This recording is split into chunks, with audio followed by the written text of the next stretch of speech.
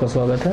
हिंदू धर्म संस्कारों और नियमों बंधा हुआ है और इन्हीं नियमों के चलते हुए हमको अलग अलग क्रियाएं, अलग अलग संस्कार अलग अलग परिस्थितियों में करने होते हैं। षोडश संस्कारों के बारे में आप सबने सुना होगा, तो आज हम इनके बारे में जानते हैं विस्तृत भाव में। गृह प्रवेश, भूमि पूजन व षोडश संस्कारों हेतु शुभ कार्यों में मुहूर्त काल के समय क्या क्या क्रियाएं करना आवश्यक है। अलग अलग मुहूर्त के लिए अलग अलग क्रियाओं का स्पष्टीकरण दिया जा रहा है। सनातन अथवा हिंदू धर्म की संस्कृति संस्कारों पर ही आधारित है। हमारे ऋषि मुनियों ने मानव जीवन को पवित्र एवं मर्यादित बनाने के लिए संस्कारों का आविष्कार किया। धार्मिक ही नहीं, वैज्ञानिक दृष्टि से इन संस्कारों को हमारे जीवन में विशेष महत्व है। भारतीय संस्कृति की महानता में इन संस्कारों का योगदान है। प्राचीन काल में हमारे प्रत्येक कार्य संस्कार से आरंभ होता था। उस समय संस्कारों की संख्या भी लगभग 40 थी। जैसे जैसे समय बदलता गया तथा व्यस्तता बढ़ती गई, कुछ संस्कार स्वतः विलुप्त हो गए। इस प्रकार समय अनुसार संशोधित होकर संस्कारों की संख्या निर्धारित होती गई। गौतम स्मृति में 40 प्रकार के संस्कारों का उल्लेख है। उनमें से कुछ इस प्रकार के हैं। सबसे पहला गर्भाधान संस्कार। गर्भाधान संस्कार हमें सचेत करता है कि किसी भी जातक का मां के गर्भ में आना एक आकस्मिक घटना नहीं, अपितु पूर्व नियोजित प्रक्रिया है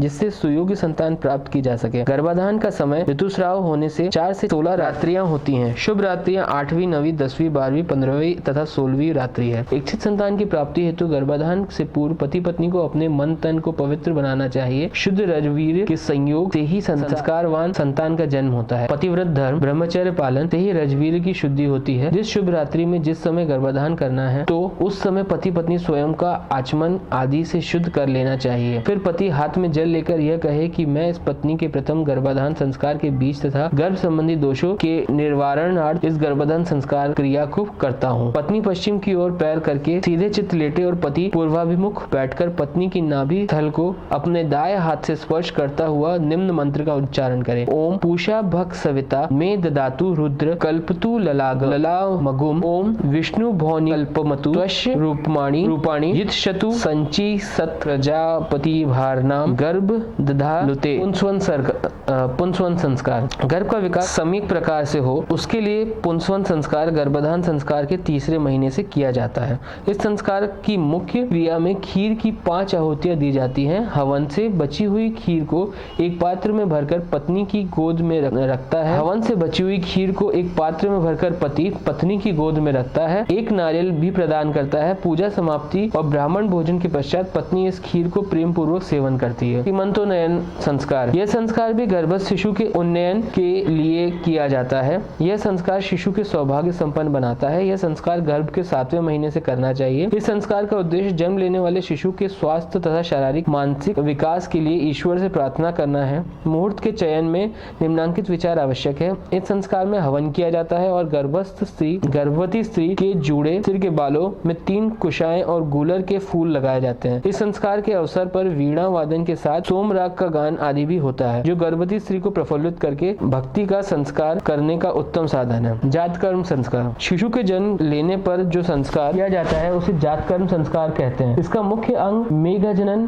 संस्कार है। इसके द्वारा माता पिता के शारीरिक दोषों को शमन किया जाता है। पिता या घर के अन्य बुजुर्ग व्यक्ति द्वारा नाल काटने के बाद सोने की सलाई से शिशु की विषम मात्रा में शहद और घी चटाना चाहिए। इसी के साथ संतानोत्पत्ति पूर्व की सांस्कारिक क्रियाएं पूर्ण की जाती हैं। नामकरण संस्कार। यह संस्कार 4 वर्णों का होता है। नाम केवल शब्द ही नहीं बल्कि एक कल्याणम विचार भी है।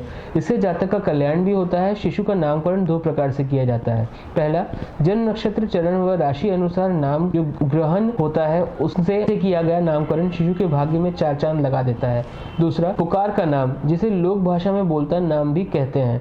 पिता अपने शिशु के कान में कहता है, बोलता है। पुकार का नाम केवल व्यवहार के लिए ही होता है। जैसा कि बताया गया है, नामकरण संस्कार 4 वर्णों का होता है। स्त्री एवं शूद्र का आमंत्रक एवं द्विजातियों का समंत्रक नामकरण होता है। ब्राह्मण का नाम मंगलकारी तथा शर्मायुक्त, क्षत्रिय का बल तथा रक्षा समन्वित, वैश्य का धन पुष्टि युक्त तथा शूद्र का दैत्य और सेवा भाव युक्त होता है। स्त्रियों के नाम सुकोमल, मनोहरी, मंगलकारी तथा दीर्घ वर्णित होते हैं, जैसे यशोदा। कुछ ऋषियों ने नक्षत्र नाम को माता पिता की जानकारी में रहना उपयुक्त बताया है, अर्थात जिसे केवल माता पिता ही जाने, अन्य कोई नहीं। व्यवहार बोलने नाम ही प्रचलन में रहना चाहिए ताकि शत्रु के अविचार आदि कर्मों से शिशु की रक्षा की जा सके। अतः माता पिता भी उसे व्यवहार नाम से ही संबोधित करें। जब उसकी शिक्षा कुल से जुड़े तो उसका वास्तविक नाम डालना चाहिए ताकि भाग्य बराबर चलता रहे। 6 नक्षत्र अश्विन, मघा, मूल तथा अश्लेषा, ज्येष्ठा व रेवती गणमूल नक्षत्र हैं। इनमें से किसी भी में जन्मा शिशु माता पिता अपने कुल या अपने शरीर हेतु कष्टदायक होता है। इसके विपरीत यदि संकट समाप्त हो जाए तो अपार धन, वैभव,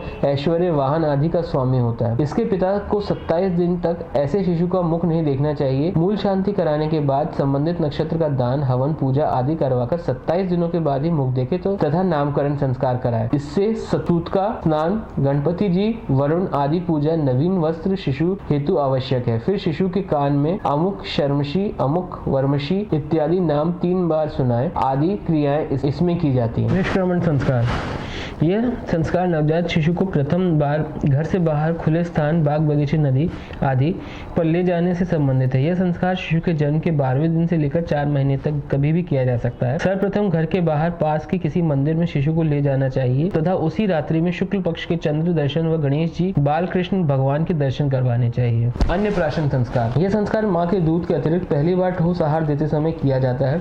इस संस्कार के द्वारा माता के गर्भ में मलिन, भक्षण, जन दोष जो बालक में आ जाते हैं उसका नाश करने के लिए किया जाता है। जब बालक 6-7 मास का होता है तो यह संस्कार किया जाता है, क्योंकि उस समय शिशु के दांत निकलने लगते हैं तथा पालन क्रिया शक्ति प्रबल होने लगती है। शुभ मुहूर्त में देवताओं को पूजन करने के बाद माता पिता आदि सोने या चांदी की सलाखा या चम्मच से पुष्टिकारक अन्न चटाते हैं। चूड़ाकरण संस्कार, चूड़ाकरण संस्कार जन्म के विषम वर्षों में 1, 3, 5, 7 आदि वर्षों में होना चाहिए। कुछ परिवारों में यह यज्ञोपवीत संस्कार के साथ भी किया जाता है। यह संस्कार चौल के नाम से भी जाना जाता है। ज्येष्ठ जातक का चूड़ाकरण ज्येष्ठ मास में नहीं किया जाता। यदि माता 5 मास से अधिक की गर्भवती हो तो भी यह संस्कार नहीं होता। बाल काटने हेतु शिशु बालक को पूर्व की ओर मुख करके बिठाया जाता है। बीच में मांग बनाकर दाएं बाएं और पीछे की ओर से बालों को बैल के गोबर में लपेट कर रखना चाहिए। कटे हुए बालों को गोबर सहित एक नए वस्त्र में रखकर जमीन में गाड़ना चाहिए।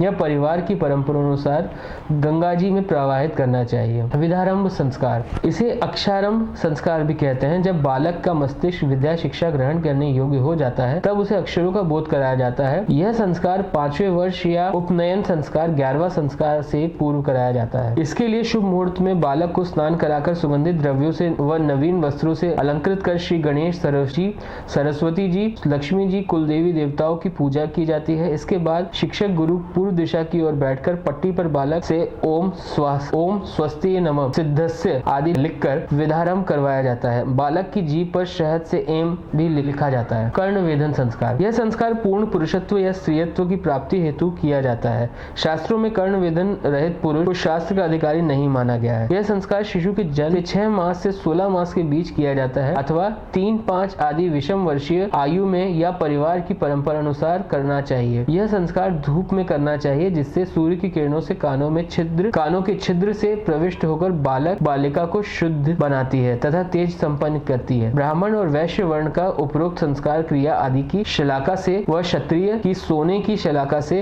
तथा शूद्र वर्ण की लौह शलाका से करना विधान है। आयुर्वेद चिकित्सकीय के अनुसार कर्ण वेधन से एक ऐसी नस बिंदु बन जाती है जिससे आंत्र व्याधि, हर्निया रोग नहीं होता है। इससे पुरुषत्व या स्त्रीत्व नष्ट करने वाले रोगों में भी रक्षा होती है। यज्ञोपवीत संस्कार, इसे यज्ञोपवीत या जनेऊ संस्कार भी कहते हैं। इससे मानव जीवन का विकास का आरंभ माना जाता है।